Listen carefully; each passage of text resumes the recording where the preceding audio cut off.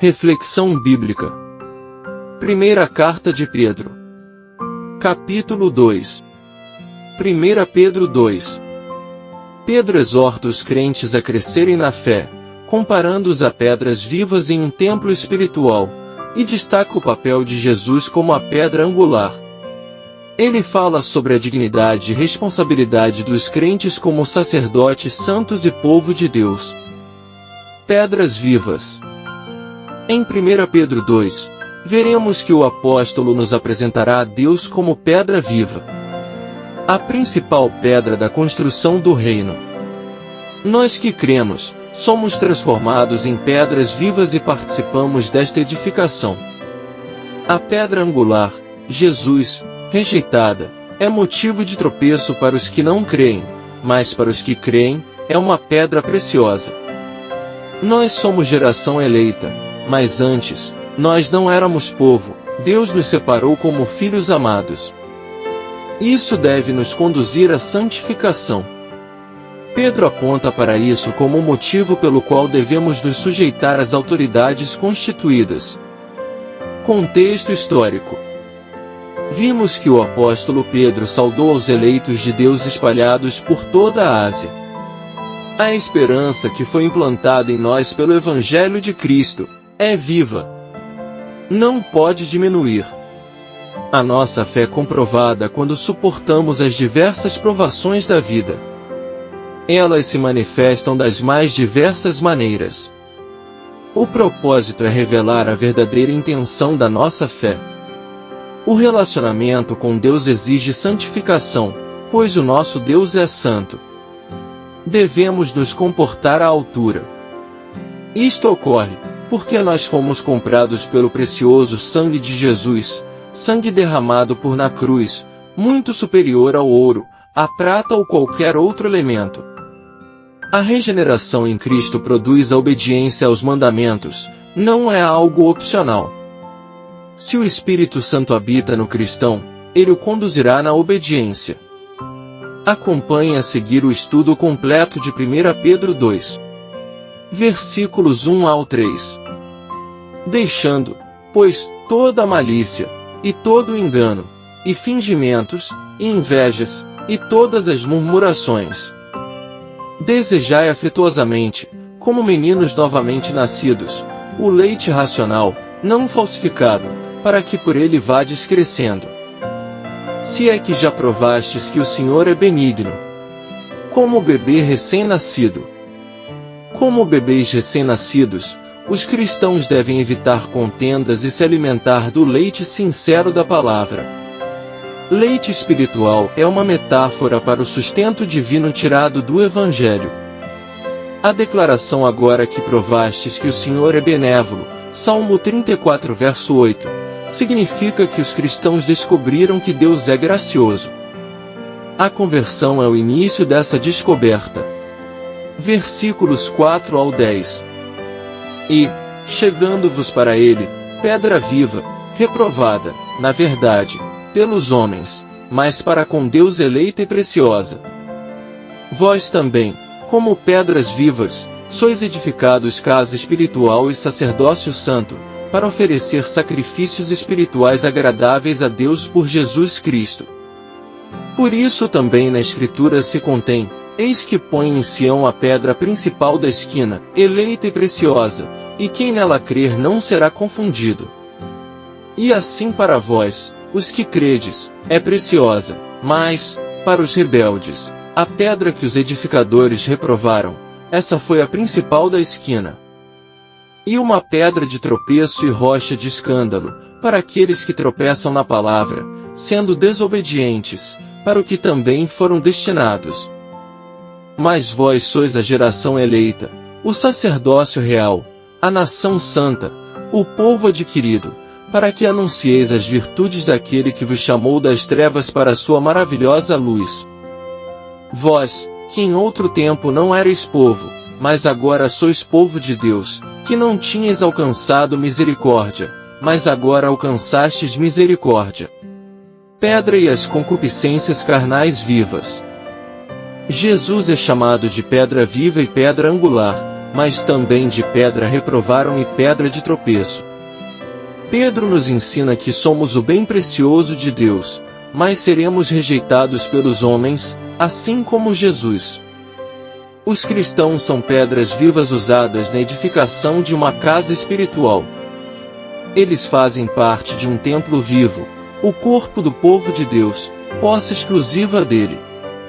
Geração escolhida, Isaías 43 verso 20, parece se referir à unidade do corpo de Cristo. Em Cristo, cristãos de todas as nações são unificados. Eles também são sacerdócio real, uma associação de sacerdotes, e oferecem sacrifícios espirituais a Deus. Verso 5. Versículos 11 e 12. Amados, peço-vos, como a peregrinos e forasteiros, que vos abstenhais das concupiscências carnais, que combatem contra a alma. Tendo o vosso viver honesto entre os gentios, para que, naquilo em que falam mal de vós, como de malfeitores, glorifiquem a Deus no dia da visitação, pelas boas obras que em vós observem. As concupiscências carnais. Pedro ordenou que seus leitores vivessem de maneira honrada, como estrangeiros e peregrinos santos, para que até mesmo os residentes gentios da terra, inimigos do Evangelho, viessem a dar glória a Deus. Versículos 13 ao 17. Sujeitai-vos, pois, a toda ordenação humana por amor do Senhor, quer ao rei, como superior, quer aos governadores, como por ele enviados para castigo dos malfeitores, e para louvor dos que fazem o bem. Porque assim é a vontade de Deus, que, fazendo o bem, tapeis a boca à ignorância dos homens insensatos. Como livres, e não tendo a liberdade por cobertura da malícia, mas como servos de Deus. Honrai a todos. Amai a fraternidade. Temei a Deus. Honrai ao rei. Submetei-vos às autoridades. O apóstolo exortou seus leitores a serem submissos e respeitarem todo o decreto humano por amor ao Senhor. Ele ordenou que se submetessem à autoridade governamental e civil, portando-se como pessoas livres. Estes insensatos são os gentios mencionados no verso 12. Versículos 18 ao 25. Vós, servos, sujeitai-vos com todo o temor aos senhores, não somente aos bons e humanos, mas também aos maus. Porque é coisa agradável, que alguém, por causa da consciência para com Deus, sofra agravos, padecendo injustamente. Porque, que glória será essa, se, pecando, sois esbofeteados e sofreis? Mas se, fazendo bem, sois afligidos e o sofreis, isso é agradável a Deus. Porque para isto sois chamados, pois também Cristo padeceu por nós, deixando-nos o exemplo, para que sigais as suas pisadas. O qual não cometeu pecado, nem na sua boca se achou engano. O qual, quando injuriavam, não injuriava, e quando padecia não ameaçava, mas entregava-se àquele que julga justamente. Levando ele mesmo em seu corpo os nossos pecados sobre o madeiro, para que, mortos para os pecados, pudéssemos viver para a justiça, e pelas suas feridas fostes sarados. Porque éreis como ovelhas desgarradas, mas agora tendes voltado ao pastor e bispo das vossas almas. Suportai as aflições. O apóstolo ordenou que os servos se submetessem a seus senhores fazendo bem, mesmo se sofressem injustamente. Este comportamento é aceitável a Deus. Quando isso acontecer, os cristãos devem se lembrar do exemplo de Jesus, que sofreu injustamente ao se submeter à vontade divina. A expressão pelas suas feridas entre aqueles que chamareste-me, compare com Isaías 53 verso 5, traduzida em outras passagens como açoites, se refere à morte de Cristo, e não aos açoites que ele sofreu nas mãos dos soldados romanos. João 19 verso 1. Por meio de sua morte, os cristãos são curados espiritualmente. 5 importantes lições que podemos aprender em 1 Pedro 2. Chamado para a santidade. Pedro exorta os crentes a serem como pedras vivas, sendo santificados e separados para Deus.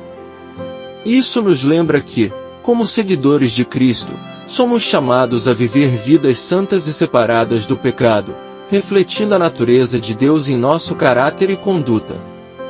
Identidade em Cristo.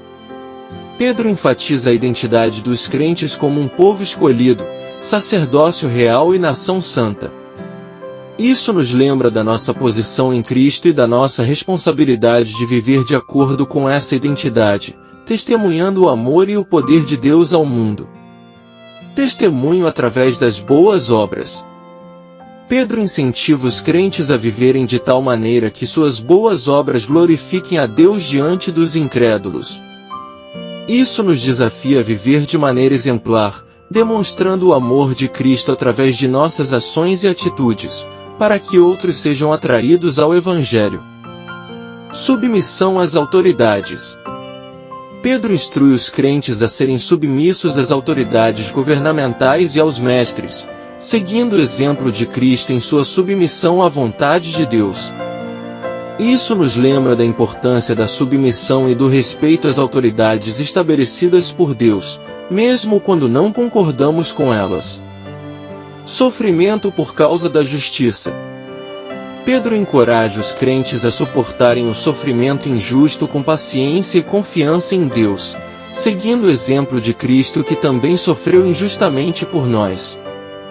Isso nos lembra que o sofrimento por causa da justiça é uma parte inevitável da vida cristã, mas também é uma oportunidade para crescer em fé e testemunho. Conclusão. Finalizando, aprendemos como pessoas que receberam uma nova vida, precisamos agora deixar para trás tudo que fazia parte de nossa antiga vida e desejar crescer no Senhor. Assim como crianças que começam a se alimentar com alimento sólido, devemos querer a palavra, sem desvios, sem mudanças, como ela se apresenta para nós através do Espírito. É através desse alimento, a palavra, que vamos crescer. A nossa nova vida nos leva a uma mudança de atitude. As pessoas que viam em nós atitudes pecaminosas, desobedientes ou injustas, passam a enxergar uma mudança que glorifica a Deus. O nosso objetivo é glorificar a Deus com tudo o que temos, somos e fazemos. Pedro é muito claro ao pedir para seus leitores que se sujeitem a toda ordenação humana, seja o rei, ao governador, a quem for. Importante notar que a nossa submissão às autoridades não é por quem eles são, mas por amor ao Senhor. É por amarmos a Deus que nos submetemos, pois precisamos que o nome dele seja glorificado com nossas atitudes. Pedro ainda diz que devemos considerar como se o próprio Senhor tivesse enviado essas autoridades para nossas vidas, para fazer justiça aos malfeitores e aos que fazem o bem. Quando consideramos que essas pessoas são como se tivessem sido enviadas pelo Senhor, a submissão é muito mais fácil. Amém. Graça e paz por parte de nosso Deus e Pai, e de nosso Senhor e Salvador, Jesus Cristo, estejam sobre nossas vidas.